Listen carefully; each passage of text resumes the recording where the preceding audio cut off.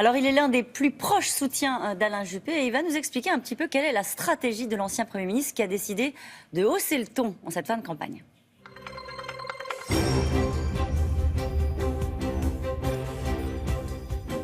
Bonjour Benoît Apparu. Bonjour. Qu'est-ce qu'il prend au petit déjeuner, Alain Juppé?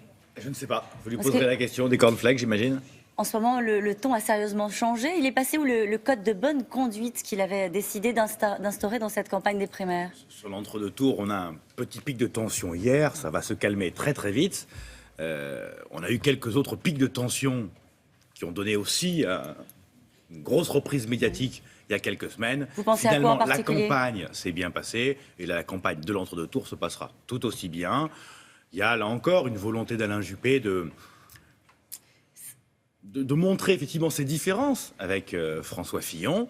Le ton est un peu monté hier, un peu trop de mon point de vue, et donc maintenant les choses vont rentrer effectivement Pourquoi dans vous un le calme. regrettez?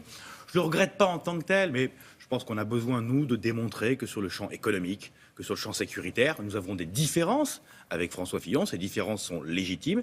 À nous de les expliquer pour convaincre les électeurs de nous rejoindre dimanche prochain, mais restons dans la campagne que nous avons faite depuis le début. C'est vrai qu'il a fait une campagne plutôt sur le reculoir, Alain Juppé, depuis le début. Et là, il se montre offensif. C'est l'orgueil qui parle. Est-ce qu'il vient de découvrir le programme de François Fillon?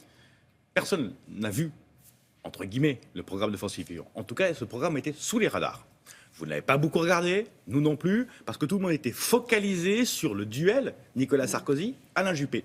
Et donc on a vu, on connaissait évidemment le programme de Fillon. Mais nous, notre adversaire, pendant 2 ans, notre compétiteur, plutôt qu'adversaire d'ailleurs, c'était Nicolas Sarkozy. Et donc, on concentrait notre regard sur ce programme-là.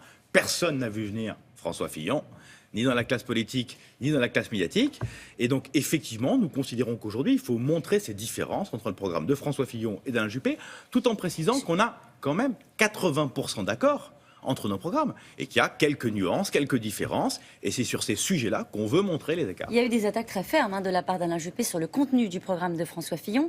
On a presque l'impression, en écoutant Alain Juppé, que François Fillon est dangereux, que François Fillon est devenu dangereux. C'est-à-dire sur la question des valeurs, sur la question d'un programme économique qui sera un programme de Ni casse sur les sociale. valeurs, ni sur le plan économique, le programme de François Fillon est un programme dangereux, évidemment pas. Ce qu'on veut dire, c'est que, et c'est peut-être le principal message qu'on veut passer, la droite comme la gauche, depuis des années, font des campagnes électorales. Et peut-être que dans ces campagnes électorales, on force le trait, on en dit un peu trop, on va un peu trop loin. En promesse, et vous voulez derrière, bien sûr en promesse ou en engagement, et derrière on a du mal à tenir ces engagements-là. C'est le bruit classique des campagnes électorales. Pour séduire la salle, pour se dire tiens, pour toucher mon électorat, je vais en mettre un peu plus sur les fonctionnaires, ou plutôt en l'occurrence contre les fonctionnaires. Et nous, ce qu'on veut dire à l'occasion de cette campagne, c'est que nous avons essayé, pendant 2 ans, de monter un projet sérieux, un projet que l'on pourra effectivement appliquer. Et c'est là qu'on a des différences, et notamment une différence fondamentale avec François Fillon sur son projet économique, en considérant que son projet est peut-être intéressant, doux aux oreilles des électeurs de droite, mais qu'il n'est peut-être pas suffisamment pratique, applicable. Applicable dans une campagne où il faudra rassembler Pas dans l'ensemble une du pays. campagne, pas dans une Où il campagne faudra électorale. rassembler Non, l'ensemble du pays pardonnez-moi. aussi ou pas? Les Non. campagnes électorales, c'est des choses importantes. Mais dans une campagne électorale, on se doit, comme le dit d'ailleurs François Fillon, de dire la vérité. Pourquoi ? Parce que derrière, c'est la condition sine qua non pour pouvoir gouverner. Et c'est ça l'essentiel. Alors hier soir, il y a eu une phrase qu'il faut que vous nous expliquiez ce matin d'Alain Juppé. Ben oui. Il a dénoncé les soutiens de l'extrême droite qui arrivent en force dans l'équipe Fillon. Voici exactement les mots utilisés par Alain Juppé. De qui parle-t-il? J'ai cru comprendre, cru voir qu'il y avait effectivement un ancien député Front National qui avait apporté son soutien à François Fillon. C'est le problème de ce député Front National et pas le problème de François Fillon. Là aussi, c'était une erreur en fait. C'est pas une erreur en tant que C'est une telle. sortie de route. C'est pas une sortie de route, c'est vous êtes en campagne électorale, vous êtes en meeting. Bon, effectivement, la tension est montée hier. François Fillon a répondu à Alain Juppé sur un ton un peu sec. Et donc voilà, il y a une petite escarmouche dans la journée d'hier. Je répète que cette escarmouche, on en a vu d'autres. Il y en aura d'autres dans la vie politique et ça ne remettra aucunement en cause l'unité nécessaire et indispensable de dimanche soir. Pour boucler sur ce sujet-là, est-ce qu'il y a quelque chose d'extrême droite dans ce qu'est François Fillon, ce qu'il porte sur les valeurs, sur son programme? Pas le moins, non, pas du tout. Voilà. Est-ce que vous considérez que François Fillon a clarifié sa position sur l'avortement? Sa position est claire depuis le départ.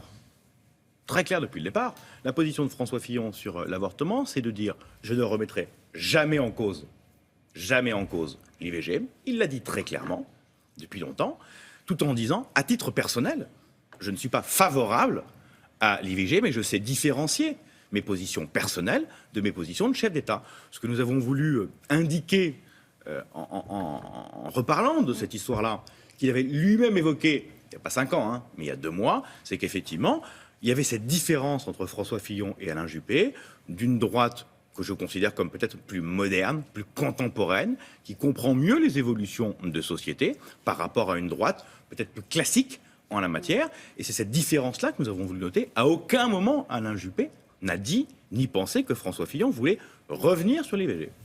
Est-ce que vous pensez que François Fillon a une conception rétrograde de la place des femmes? Il y a une petite anecdote qui a été rapportée hier par Nathalie Kosciusko-Morizet qui racontait qu'en début 2009, François Fillon lui avait dit qu'elle ne pouvait pas être ministre parce qu'elle était enceinte. Après, il s'était excusé pour ces propos-là. Ben voilà, vous voyez, comme quoi. Ça a réglé le donc problème. non, il n'y a pas de sujet non plus sur sa conception. Parce qu'on entend beaucoup Moi, Alain Juppé, ça vient pas de nulle part, ce que je vous dis, Benoît sujet... Apparu. On entend Alain Juppé qui fait des sous-entendus en disant pardonnez-moi, je défends l'égalité entre les hommes et les femmes. Non.